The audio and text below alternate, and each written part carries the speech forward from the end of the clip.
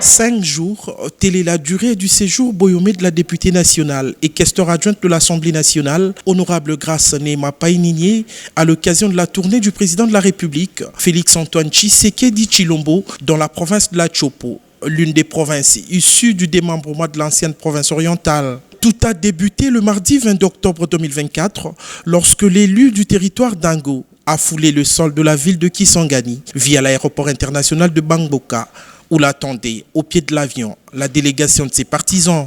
Une fois au salon d'honneur, honorable Grace Nema a émis son point de vue quant à la qualité de ce bijou qui attend son inauguration par le chef de l'État et surtout quant à l'accueil que la population de la Chopo doit réserver à Félix Tshisekedi. Formalité terminée, son cortège a pris la direction de l'hôtel où il devait loger. Une fois sur le lieu, honorable Grace Nema Paininié s'est directement mise au travail.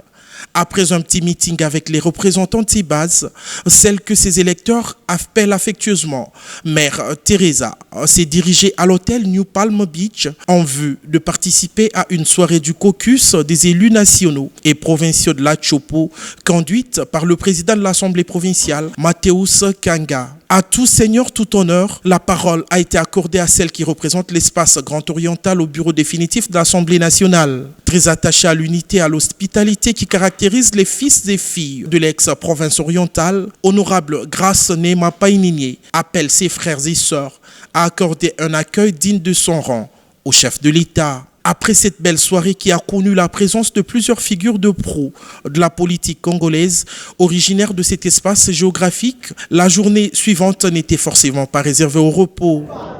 Le mercredi 23 octobre, c'est le jour où le président de la République démocratique du Congo, Félix-Antoine Tshisekedi Tshilombo, arrive en début de soirée à Kisangani, au tarmac de l'aéroport international de Bangboka. Plusieurs autorités du pays, parmi lesquelles la députée nationale et questeur adjointe de l'Assemblée nationale, honorable Grace Nema Paininié, sont venues accueillir le chef de l'État. À l'issue des civilités présentées au chef de l'État, cap vers la place de la Poste où l'attendaient les Boyomé. Ici, il est facile d'observer plusieurs personnes vêtues des t-shirts portant les effigies de la questeur adjointe de l'Assemblée nationale ainsi que celui du chef de l'État, sans oublier des bâches et calicots sur lesquels il est imprimé « On souhaite la bienvenue à Félix-Antoine Tshisekedi Tshilombo, chez lui, dans la Grande Orientale ». Sur la tribune où sont installées les autorités du pays, la représentante de la Grande Orientale au bureau de l'Assemblée nationale est assise à la première place due à son rang de deuxième institution du pays, écoutant attentivement son président de la République qui harangue la foule. Ayant débuté vers 18h heure locale, le meeting du président de la République s'est achevé vers 19h de Kisangani. La journée du 24 octobre, la questeur adjointe de l'Assemblée nationale était encore aux premières loges pour accompagner le chef de l'État au lieu consacré au mémorial du Génocide congolais.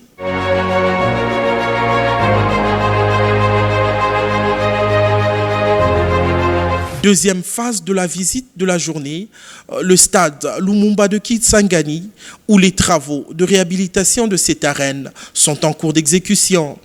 Revenu à son hôtel, la Dada nationale, ainsi la désigne la jeunesse du Bazuélé, a continué sa série d'audiences et consultations.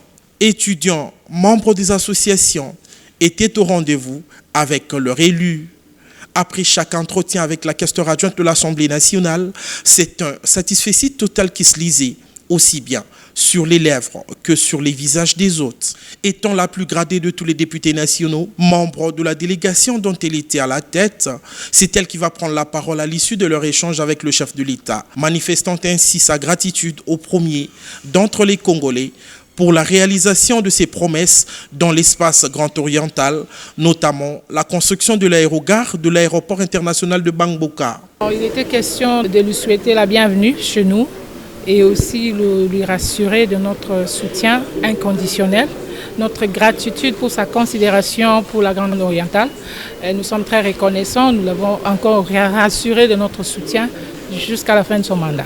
Nous lui avons présenté la situation sécuritaire dans notre espace et il est conscient, il nous a rassuré aussi de son implication personnelle pour trouver solution dans le plus bref délai Nous lui avons aussi parlé de la situation de nos infrastructures. Il est tout à fait d'accord avec nous, a encore rassuré. Donc c'était une rencontre, un moment d'assurance des deux côtés. Nous sommes très convaincus que le président, dans le bref délai, il va réaliser tout ce qu'il nous a promis. Nous sommes aussi très sûrs de ses promesses pour nous.